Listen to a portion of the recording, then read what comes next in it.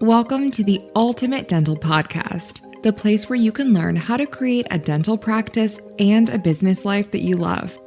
Listen in with Dr. David Moffet as he interviews successful entrepreneurs and successful business people and successful dentists as they share their business successes, their stories, and their breakthrough ideas, sharing pearls of wisdom that you can take back to your practice and implement immediately so that you can have that great practice with more patients, higher profits, and less stress. This is the podcast where great dental practices meet with successful business processes. Thanks for tuning in to the Ultimate Dental Podcast, the podcast where thought leaders, industry experts, and thriving practice owners reveal their very best tips, tools, and strategies that will help you grow your dental practice faster. Now, here's your host, Dr. David Moffet.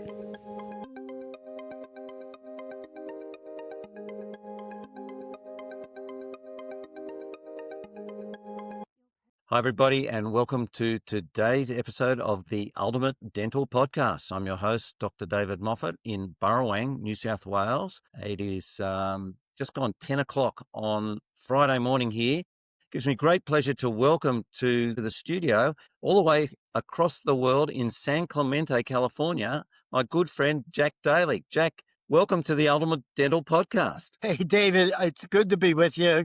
Great to catch up just for a few minutes before we went live here. And just to make sure everybody understands we're in a different time zone. You're 10 a.m., I'm 4 p.m.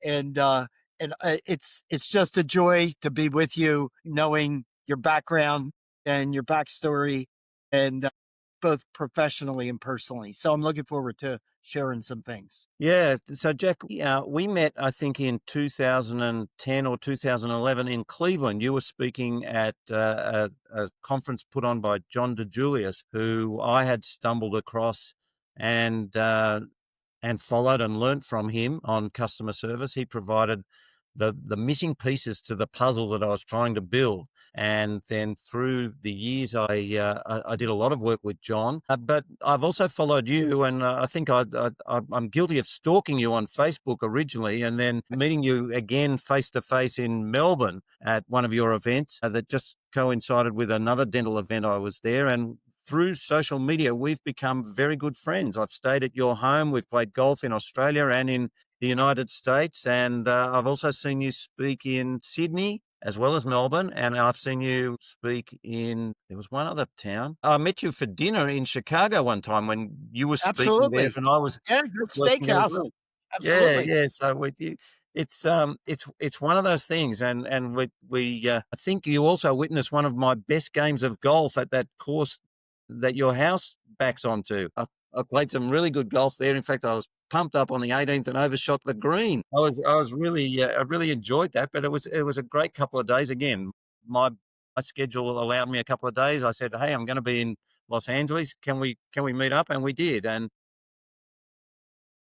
I'm proud to know you, and I'm proud to call you a friend, and proud to be a friend of yours, because you are an inspiration. I love hearing your story. I never tire of it. I always enjoy it. And I always, when I do hear you on stage and see you, sorry, the other place I saw you was in Minneapolis at a Dan Kennedy event. That was the other place. Oh, that's right. I forgot about that one. Yeah. So I saw you on stage there. So again, I'm a slow learner sometimes. Sometimes I need to hear things 3 or 4 times before it sinks in. But it's great to have you here, and thank you for fitting this podcast interview into your schedule, because I know you're a very busy guy. Well, what John DeJulius in my mind is to customer service, where I'm recommending him all the time here in the States. I would say if you were talking to DeJulius, he would say Jack Daly is the guy on the sales side. I started selling at the age of 7 and owned the market, charged twice the price of every kid I competed with, and fell in love with selling, and went on to build several companies along the way. But all of them are driven by how do you grow the revenue line and make sure that it finds its way to the profit side, right? Yeah, very, very, very important, because sometimes people focus too much on the revenue, and And then they go, well, I'm making a lot of money. There's got to be some profit here instead of somewhere, instead of saying, well, we need the profit first. So, we all can find different paths to secrets of success, if you will. And since you and I have a common framework of golf, that was one of the critical things in my life. I was a caddy at 13 years old, and I grew up in a relatively poor family. And if you wanted to draw the picture of it, I'm the oldest of 5 kids, and we had 5 kids and 2 parents in this house with 1 toilet. A pretty busy toilet. And it just speaks to, things, nobody was a member of the country club at the house, right? And I'm going out there to just, make a few dollars. And I realized that there are adults 40 and 50 years old, and they're playing golf during the week, and they're playing on the weekend, and they're driving nice cars, and they're living in nice homes. And none of that existed at my house. And so I decided to interview them when I caddied. And so I came up with a list of questions and which holes I would ask them. Par 5s, I'd ask them questions that I thought the answers would be longer than par 4s. And par 3s, no questions, because it didn't provide that kind of a venue. And when I accumulated this after interviewing about 50 different members, there were some common themes along the way.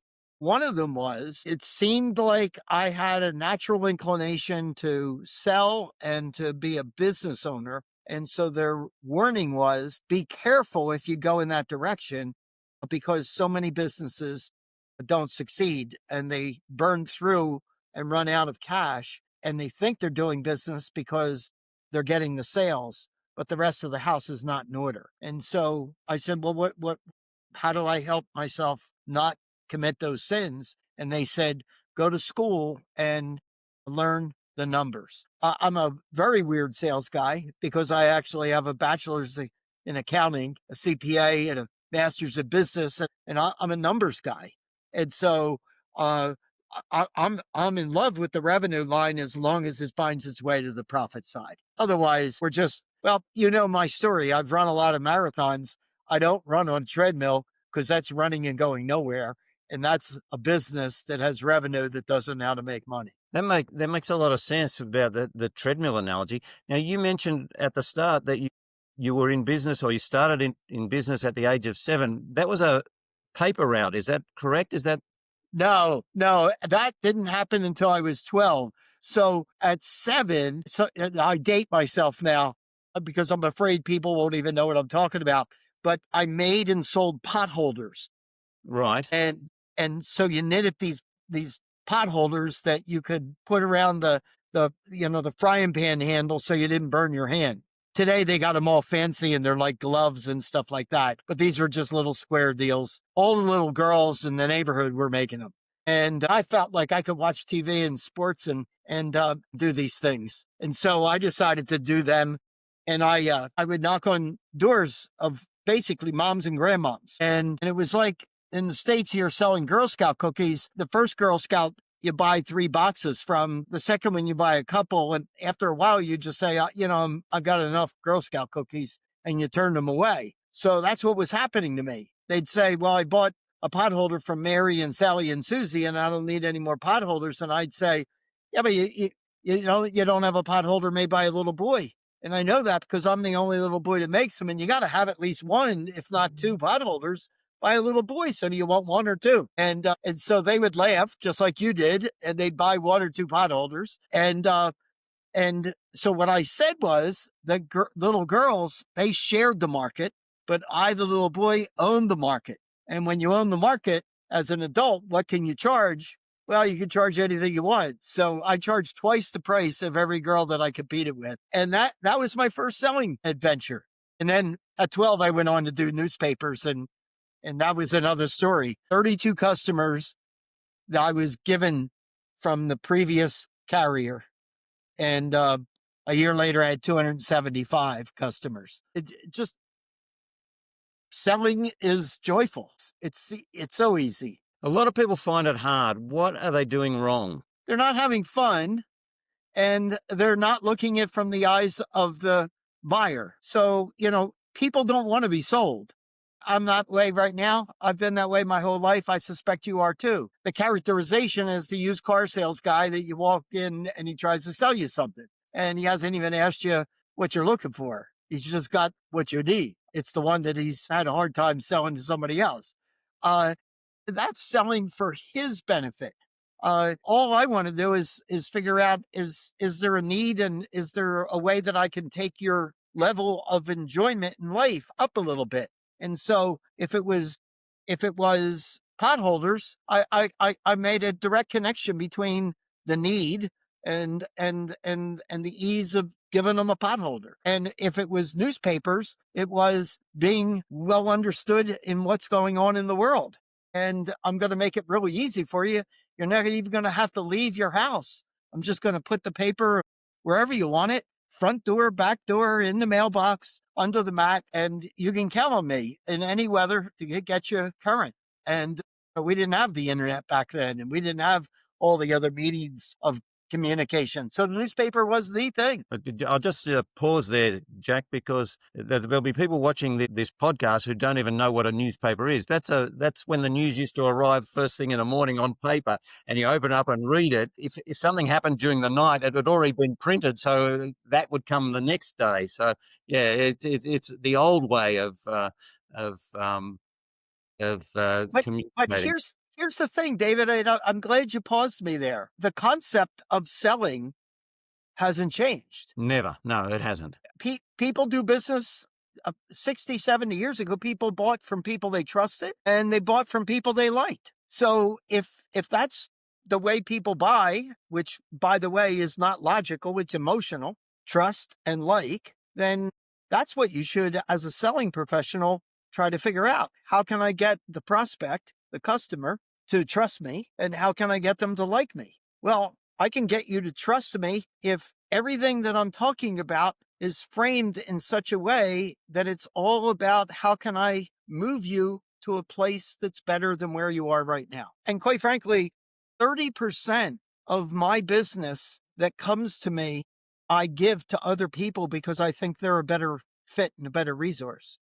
You early on talked about John DeJulius. As a sales guy, I get people calling all the time, especially during the pandemic.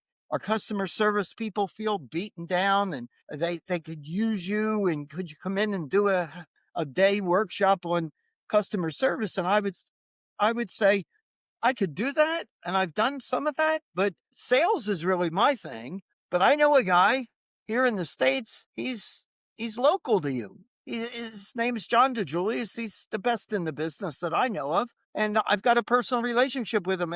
Could I make the introduction? And, that was a situation, David, where somebody was ready to write me a check. And I gave it to somebody else. And what that meant is when they needed me, where they thought that I could use you on the selling side, well, they're going to call me, and they're not going to call anybody else. And therefore, I'm not going to have to compete on price, because we're not even going to have a competitor. So trust trumps price all day long. So salespeople need to just create trust. And then the other piece is they got to figure out how to get people to like them. I guess that customer would have been really impressed too with the fact that you actually handed the sale over to John DeJulius because you were looking after the customer's best interests. You want the best customer service guy to train your team? This is your guy. John DeJulius is your guy. It's not me. And that's a really big reward for that customer. I see it in dentistry all the time. Dentists starting to do procedures that they're not good at. And I often ask them, would you do that procedure on your parents? Yeah, right. Some of them even say they would. I go, not me. I would send my parents to the best person possible to do that procedure. Well, let me give you a follow-up to this. When people hear me tell something like that, they'll say, so does DeJulius give you a kickback, or have you got some kind of a financial arrangement set up with him on paying you for the referral or something, right? No, it's not done for that reason. I happen to believe, and maybe I live in a fairy tale world, but I've done really well with this concept. If I do enough right things in life, the law of reciprocity will find its way back to me. And so, has John DeJulius ever referred people to me? Yep. I've never asked him to, but but it's happened, and it happens. Well, 90% of my business over the last 30 years has been 90% repeat and referral. So look, you've done your fair share of professional speaking. You're a member of the National Speakers Association and active in Australia. I watched some of that. And the lion's share of professional speakers are booked through speaker bureaus and meeting planners. I do 100 speaking gigs a year. Less than one per year comes from there. I just haven't nurtured that stream to send me business. I Yeah, can create my own business just by doing the right things by the public. yeah, you've done it by looking after the people who see you so that they recommend you to their friends and colleagues as well. Who's the guy that we need to see? Well, we saw this guy speak at an event. He was really good. Let's go even further than that. I'm a voracious reader, and I know you do your fair share of reading as well. I have my original Hardy Boys book when I was a kid. I love reading. And so I average probably about 100 books a year, and they're in all different dimensions. It's not just business. It's all kinds of biographies and personal development, so forth. And I do CEO coaching today. I hold a portfolio of about 15 clients, and there's hardly a call that I have with one of my clients where I'm not mentioning a book. And I buy extra books and send them to people that I think that it'll be a life enhancer for them. And I've done that even with golf. If you'd like to improve your game, I happen to think The Elements of Scoring by Raymond Floyd can help you pick up 5 strokes around. And it doesn't teach you anything about swinging a golf club. It's all about how to be a better scorer out there. And it might entail, the Texas wedge and being off the green with your putter. And you've had personal experience with that.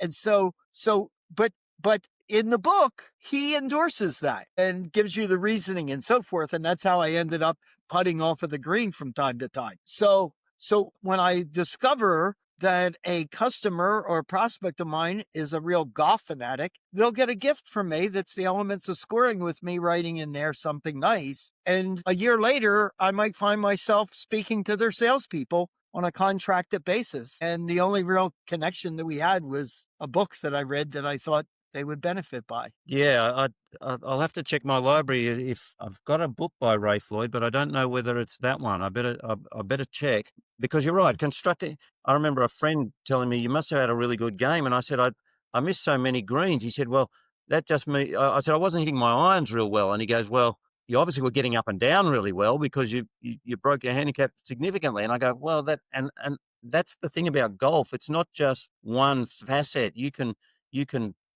drive well and play badly. You can drive badly and play well. Different parts. It's combining them all, and then you got to do it 18 times. That's the other thing. And then if you get Now you're starting to sound like Robin Williams. Yeah, you do. Now, Jack, one of the things that I do remember hearing you say from the stage, and you are a very big advocate of this, because you say it every time I see you, and that is the personalised thank you cards that you send to people, to your clients, to people who come to your events, people who have you. Your handwritten thank you cards. A lot of people don't even understand the benefit of what a handwritten card does to somebody you do business with. Yeah. So the more the world is doing this and saying thank you or confirming an appointment or whatever, the value of a handwritten note keeps going up because it's unusual, it's different, and people don't want to take the time to do that. So I would encourage anybody listening to the podcast here, go to my YouTube, and there's hundreds and hundreds of videos on there for free, and just put in Jack Daly money bag. And I take you through this whole process of a money bag, which just has pens and stamps and cards and envelopes and stuff, and how to use it as a salesperson. And my wife, Karen, she owned a very successful business that she sold a couple of years ago, but she had it for 30 some years. She probably does 200 to 300 handwritten notes a year, and she writes a weekly blog. And when she writes her blog about handwritten notes, it probably gets the most attention. And I watch people responding in kind to her, saying, I couldn't throw it away. It's on my desk type of thing, right? Yeah, I was just telling one of my clients about how in our dental practice we used to send Christmas cards to our valued patients, and what constituted a valued patient, not just somebody who came in over a year ago, but somebody who was regularly coming for their checkups, or somebody who was in the process of regular restorative treatment. And it was usually around 700 or 800 cards every year. And I said, we sign, every member of the team signs the card so that and we get the cards made so that they're made so that we can sign them at the bottom, and that, it's spaced accordingly. And then we handwrite the envelopes, and you find out who's got the best handwriting, and they write the neatest handwriting on the envelope. And then, because that, and so the two comments that came back from her team was, can't we just get the cards printed with our signatures on them? And I said, no, because that's what they'll think anyway. They'll say, this is what printed. Then they'll look at it and they go, oh, no, it's not. So you'll go up.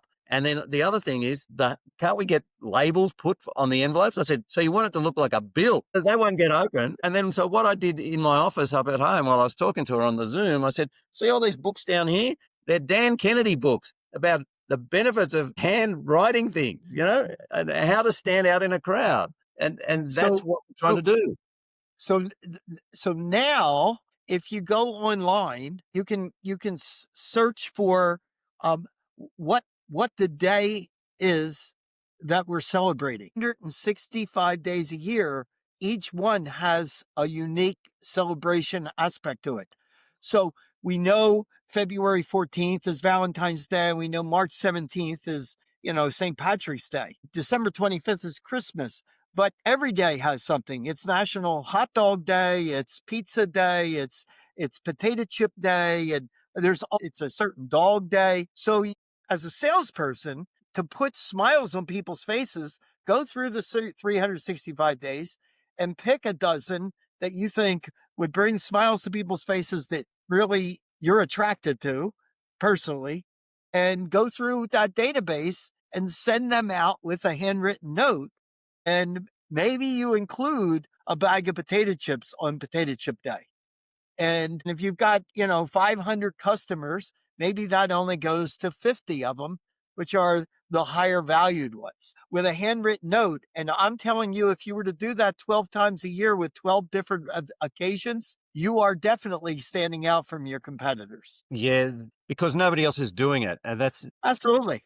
That's a catch cry when I'm telling people about customer service. I'm saying the reason we do this is because nobody else does it. Here's another one that most dentists don't do. You go to the dentist and you need a referral to a specialist. They don't ring the specialist office from the office with the patient there and make it a three-way conversation, make it sound like you and your receptionist and the specialist receptionist are really good friends and they're going to be taken really good care of. They send them out the door and they say, we'll post you the referral, and then it never gets done. And the patient never comes back anyway, or they never get to and they get lost. And what you're talking about, David, is so easy and so quick in terms of time. It is. But the return on investment is outrageous. It is. We used to refer to an endodontist. It was like a 40-minute drive across Sydney. And people say, isn't there one closer? And we go, yes, there is, but they're not as good. And they go, oh, okay, well, I'm going. Yeah, well, they'll take that from you because they trusted you, because you earned their trust in some other ways. Yeah, well. It keeps coming back to the same thing. People do business with people they trust and like. And on the like piece, there are some people that do this quite naturally, but you can actually do it in a more systematic, thoughtful process. That is that don't treat everybody the same way and don't think that everybody's like you. And so I know that there are people in my family, as well as in my other worlds, that my natural state of personality would be rough with them. And so you would find me speak lower and slower to put them in a place of more comfort. Because my personality can be big, and that may make some people uncomfortable. So the expression I use is people do business with people they like, and they tend to like people that are more like them. And so I just try to think of, what kind of person am I speaking to? Is it somebody that's likes things a little bit more calm, or is this person like more detail? I'm sure as a dentist, if you're dealing with my personality, I don't want to know any of the details about what you're going to be doing. No matter what it is that you're doing, I already trusted you when I hired you. Don't educate me on being a dentist.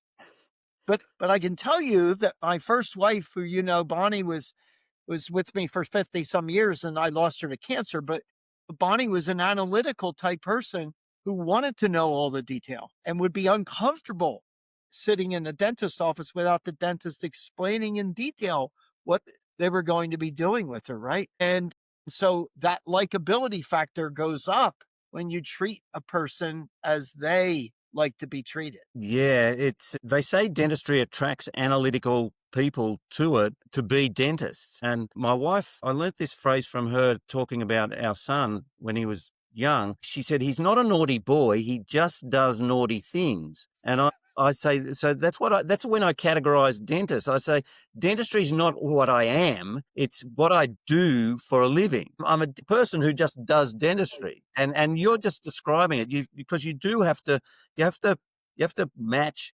You have to talk differently to people. And I say this again to my patients, to my clients, I say, when I'm recommending treatment, depending on the gender of the patient and the age bracket of the patient, I will use this phrase and I'll say, Jack, this is the same treatment that I would recommend to my brother. And if Jack is older, I would say, Jack, this is the same treatment I would recommend for my father. Jack is younger, I say, this is the same treatment I would recommend for my son. And if it's a woman, then I say, for my sister, my auntie. And so you're mentioning a relative of their age bracket. Yep. And you're adapting. But if you just said the same thing, this would be what I recommend to my family, too broad. And so you've got to be with that person. Like you say, you've got to identify them. But some of them, I've seen dentists who just do the joke of the day is the same joke for 16 patients. And by the end, the dental assistant is ready to strangle the dentist. It's the same joke. By the way, that guy telling the same joke all day long is my barber right now. And, if I'm going in to get my hair done on a monthly basis, I could be hearing the same joke 3 months in a row. So he doesn't get a new joke for each day. It's just that we got to change it up here, John. That's sad. And again, you raised the point that there's a lot of people go through life working in a business, and at the end of their life, they've made no profit. And it's the same in dentistry. People think dentists make a lot of money, but they also spend a lot of money and they don't save a lot of money. And so it's 95 to 97% of them get to the age of 65 and they can't afford to retire. They have a lifestyle that needs the dental practice income to support the lifestyle. They're burning it as quickly as they're making it, and they're not putting it away. And that statistic that's an insurance statistic that applies to dentistry, which is really crazy when you consider that dentists make a lot of money. And one of my friends said, he said, I just live on mediocrity. He said, if I make $500,000 a year and I save half of that, I'm going to live quite comfortably in retirement. I don't need to spend $500,000 a year. I can live quite well on $250,000 a year spent and $250,000 towards my retirement. Very smart man. Absolutely. Absolutely. Now, another thing that I learned from you, I think the first time I saw you speak in Melbourne, was the importance of role practice and getting people to not practice with live bullets on live customers, but to practice among themselves until they got better. And it's a really simple thing to do. But so many businesses, especially in dentistry, get a new receptionist. You're good on the phone. There's the phone. Get to work. When it rings, answer it and book people in. And they're dreadful. When we listen to phone calls recorded in our clients' dental offices, they just make the same mistakes. My wife calls it appointment tennis, and they go, "What's appointment tennis?" So that's when you say, "When would you like to come?" And the patient goes, or the caller goes, "When have you got?" Well, why didn't you just tell them what you got? Do you prefer mornings or afternoons? Mornings. I've got Tuesday morning at 3, at 10, or I've got Wednesday morning at 11. Which one would you like? It's just two choice all the time. But sometimes it's just back and forwards, like a tennis match. What Bonnie would say, what seems obvious to you, Jack, is not obvious to everyone or the general public. Let's go back to earlier part of this conversation. I said I was a caddy at 13 at a country club, and I decided to interview these people while I was caddying for them. And what I said was I thought about the questions and I thought about the length, and I picked different questions for different holes and depending upon that's an element of practice. But let me go a little bit further. Once I identified the questions and the order in which I was going to ask them, that one bathroom with the mirror that was in that house with 7 people, whenever it was unoccupied, I went in and practiced in front of the mirror so that when I was carrying the clubs, it was a conversational, just seemed like it was the first time coming out of my lips. It was just a part of a conversation. It wasn't a script, but it was well rehearsed, and it was, well, when I ask this, what kind of an answer do I think I'm going to get? And is there a follow-up question to that? And so all of that was done well beforehand, and that was at 13 years old. Now, I look at the society today, and I look at kids that are in their 13 or 18 or 22 or 25. I realize now I was weird, but as an adult, look at the world and any dimension of the world, and pick somebody that's good at it. Pick somebody that's good at playing the guitar. Pick somebody that's good at playing the piano. Pick somebody that's good at playing basketball. Pick somebody that's great at playing rugby. It doesn't matter. All I know is they got really good by practicing, right? I mean, the best practice. That's that. So why would you hire somebody to man the phones in a dental office without figuring out best practices and practice? Like, why wouldn't you do that? It's not going to take that long. You'll get it down pretty well, pretty quickly, and differentiate yourself from everybody else. There's so many dental practices that don't have playbooks, Jack, as you teach as well. You know, it's just, everything's just made up as it goes along. And so the results are below average for sure. And that's really the sad part about how dental offices go. They just figure, well, there's going to be some money left over at the end that we can call profit. But they waste so much money, and the inefficiencies. You wouldn't drive a car without checking the oil and the tires, because if the tires aren't balanced, they wear out quicker. If the engine's not got oil, it burns out, and it's just crazy. But people run their businesses on hope a lot of the time. So I teach by polarization, and then I bring it back to the reality. So I hope anybody that's in your dental world doesn't leave the room when I start to use this example, but my largest sales force was 2,600 salespeople. Now, I know in a dental practice, I can't even put it together.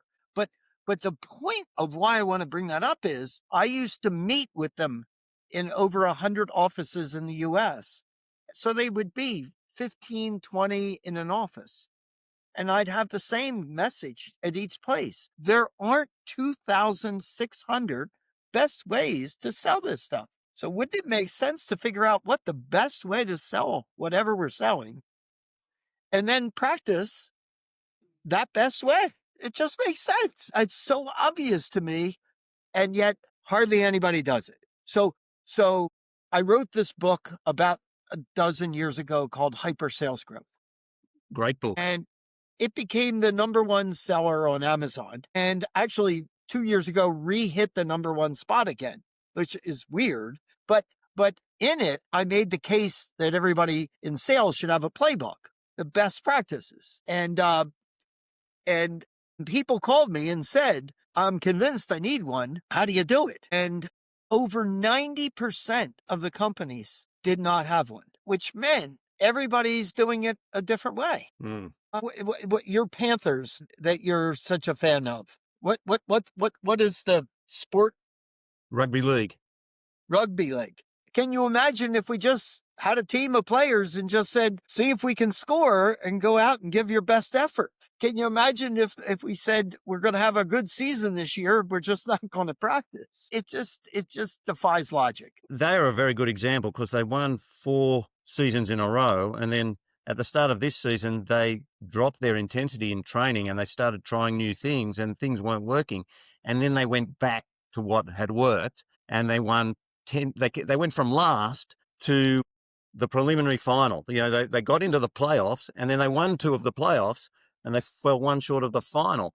And that no team has ever gone from last in the middle of the season to get into the playoffs. But one of the things that it's logical that systems work. At McDonald's, they can take 13-year-old kids and get them to sell burgers and make burgers, and that's the important thing. You can't go to McDonald's and say, "Well, I'm going to use my own recipe from home because I know how to make burgers at home." But that's what they want to do in most businesses. They just say, "Well, I know how to sell." What do you say? They're going to use their own special style? I know how to sell. I've got my own special style. Well, you haven't. It doesn't work. It's not as good as ours. So I'm really glad you brought up McDonald's, but I'm going to go global and do franchises. So, you travel quite extensively. I travel a little bit more. So on average, I'm in over 30 countries a year. What I can tell you, no matter where I go, I see those franchises, and the individual store owners are disappearing from the economic landscape. And there are successful franchisees and unsuccessful franchisees. The successful franchisees follow the playbook by the letter. The unsuccessful ones say, "Well, I know they gave us this playbook, but I've got my own thoughts on how we could do this." And they mix and match. And those are the guys that don't make it. The reason that you buy the franchise is they figured out the winning formula. Just follow the formula, right? So take it back to dentistry. Why not figure out the formula and then follow the formula?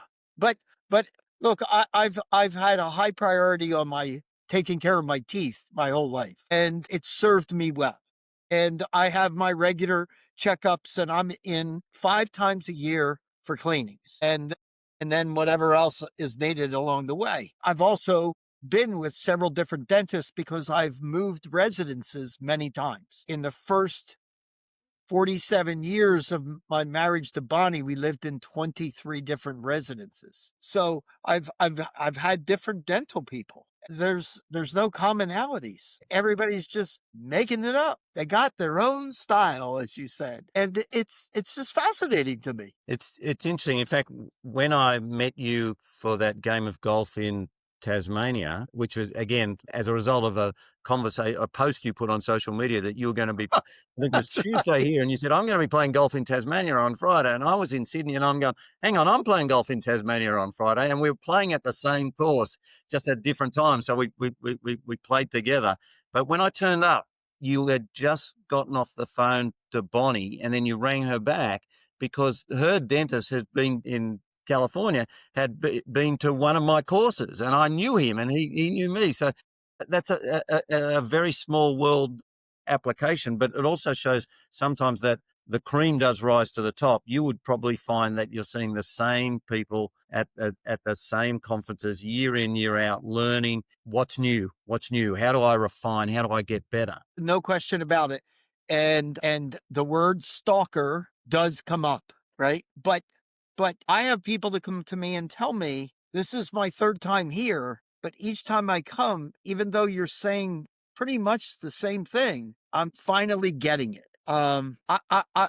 Lifelong learning. I'm sitting here in my office, but everywhere I look is books. They're everywhere. It's just lifelong learning. And I can tell you that I'm the oldest of 5 kids. My siblings do not have these books. And the majority of people are not investing their time to take their game up. No, they're not. And that's a really good segue. And this is something that I wanted to talk to you about and hear you share this story, because I share this story about you quite regularly. And that is when I met you, you were running marathons and doing triathlons. Now, the backstory is that you were a runner and a cyclist, but you didn't know how to swim and you wanted to do triathlons. So, and I maybe I'm telling this wrong or maybe I'm telling it right, but you didn't just jump in a pool and work it out for yourself, did you? You said, "I need a coach," and your cycling coach gave you the referral to a swimming coach who taught you to swim at what age? 58. 58. And so you wanted to you wanted to do triathlons and you couldn't even swim. And I remember you saying that when you started doing triathlons, it was an actual advantage that you had learnt to swim so late, because when you got out of the water, you were easily able to find your bike because it was the only one left there because everyone else was ahead of you. They already left the water, but you could catch them up. This one, though, my swim coach, Steve, I said, look, I'll do whatever you tell me to do. And I'm a hard worker. And I do want to do a full Ironman, which is a big swim, 3.8 kilometer on the clock, then a 180 kilometer bike on the clock, and then a 42K on the clock. I said, I'll put the work in. I just don't know how to swim. And he said, you've come to the right guy, and jump in the pool and show me what you got. And I go, what I have is an inability to communicate well. I don't know how to swim. And he gave me the greatest answer. He said, perfect, no bad habits to break. And so he just showed me, quote unquote, the playbook. He taught me the playbook, and then I practiced it. And I can tell you that in the US, the pools are not the 50-meter length that are in Australia. They're half of that. They're 25 yards. And when I started, I couldn't go from one end to the other. It's about 160 laps is 3.8 kilometer. And I went on between 58 and 66 years old and did 15 full Ironmans and countless halves and Olympics and sprints, and actually qualified and competed in the Ironman World Championship in Hawaii for a guy that was 58 years old. And all it is go find people that know what they're talking about and do what they say to do. Yeah, So it's you an wrote incredible story. your book on dentistry in terms of how to generate business and how to grow that business. And that little yellow book seemed to be everywhere at one stage in social media. In fact, I remember the Pope reading it. But you'd be the guy that already knows how to do this. And so that would be the playbook. And so just do the playbook. Well, I've got to thank you for the book, because it was you who gave me the push. I remember, I think your first book came out, and you said, in fact, we were talking about it when we played that game of golf in Tasmania, about how you used that publisher to help you get the book happening. And you just said these words to me. You said, "But you've got a book in you. You should do this." And so it gave me that inspiration. I love telling the book story for my book because it was a talk your book situation. They put the framework together, and then they talked it through and put it on into words. And because of time zones, my co-writer was in New York, and the only time that I could talk to her was at 4 a.m. my time on my way to work with no notes. So it really was from the heart. It was all from the heart, because I was starting work and she was going home, and I can't do it any other way. And so she did a really good job of putting it together for me, and then you proofread it and you refine it. But I thank you for that push. And again, back to John DeJulius, because it was the framework of his customer service 10 commandments that I was able to, that was the missing piece for me, was I'm doing all this stuff, but there's no structure. Here's the structure. And John said, well, just put your stuff into my structure. Let's see what happens. And the end is that book, which has the color of the book was specifically chosen because it stands out on bookshelves in bookstores all around the world, airports around the world. It's amazing how many I saw in airports around the world. But it was just so much fun writing that. And again, thank you for that push. So I know that you're up against a timeline here, and I don't want to go overboard, but let me give you this real quick story. I have a client with over 300 salespeople, and for 10 years I was speaking at the company, and I said, let me give you somebody else to speak because you've kind of taken everything out of me. And he said, one more time, just one more time. So I said, okay.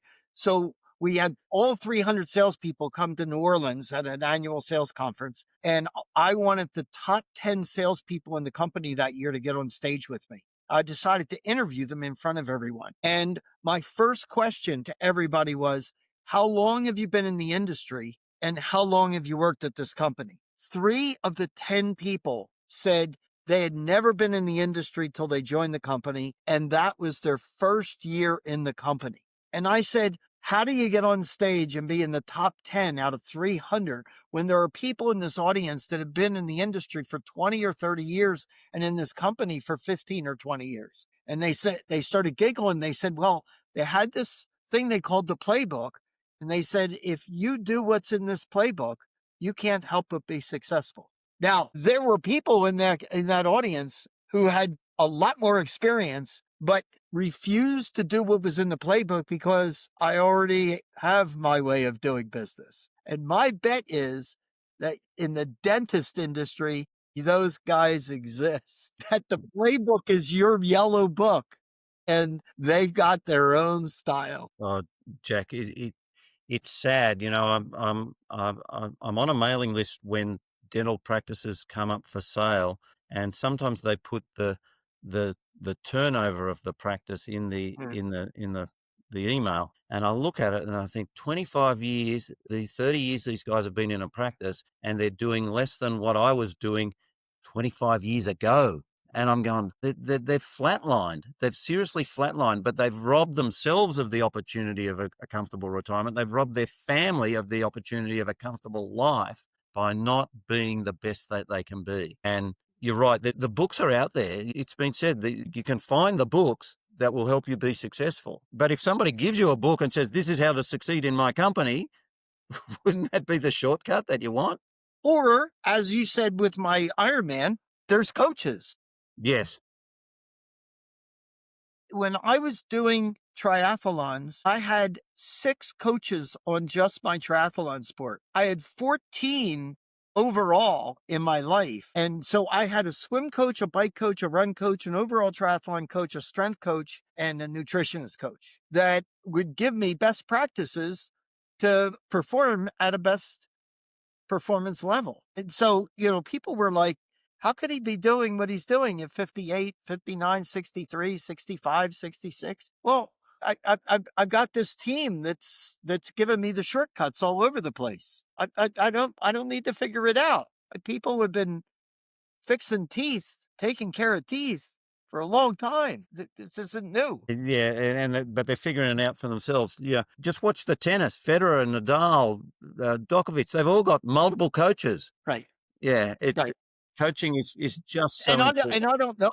I have no idea what the curriculum in school is to become a dentist, but there's probably not much on how to win new customers, grow the ones you have, take care of them, customer service, like the stuff that actually goes incredibly well of a successful business beyond dealing with teeth. Yeah, there's nothing about that. There's nothing about sales. There's nothing about marketing.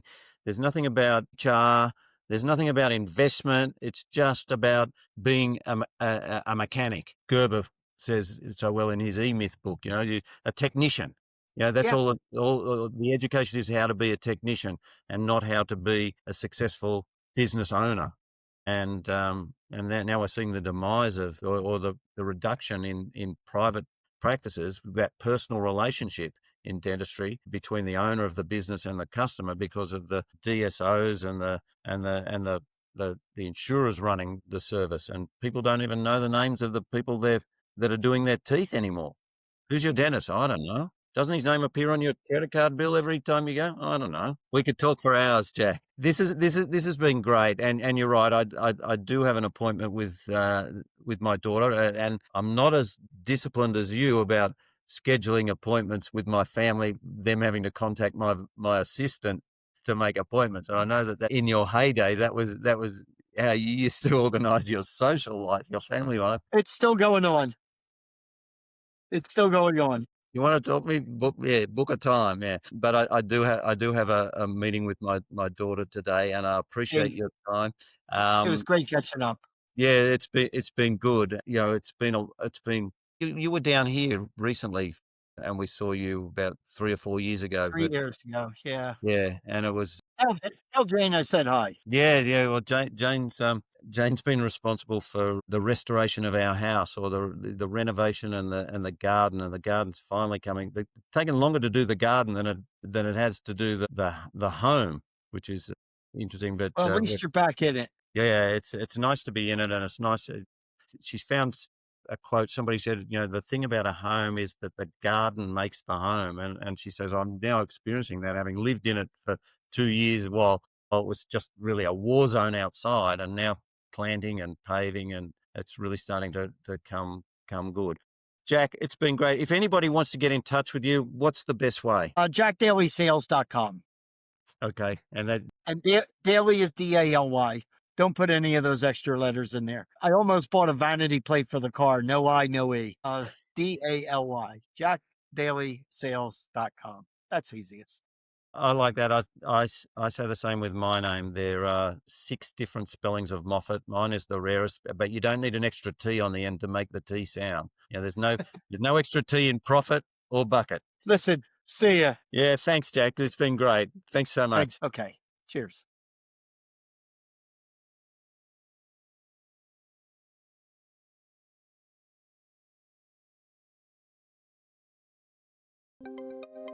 Thank you for tuning in to another inspiring episode of the Ultimate Dental Podcast. We appreciate each and every one of you for being a part of our dental community and joining us each week on this incredible journey. If you found value in today's episode and you don't want to miss out on future episodes packed with expert insights and actionable strategies, here's how you can stay connected with us. Firstly, hit that subscribe button. Whether you're listening on your favorite podcast platform or watching on our website, subscribing ensures you'll never miss an episode. Secondly, share the love. If you know a fellow dentist or colleague who could benefit from the wisdom and knowledge that we share here, please share our podcast with them.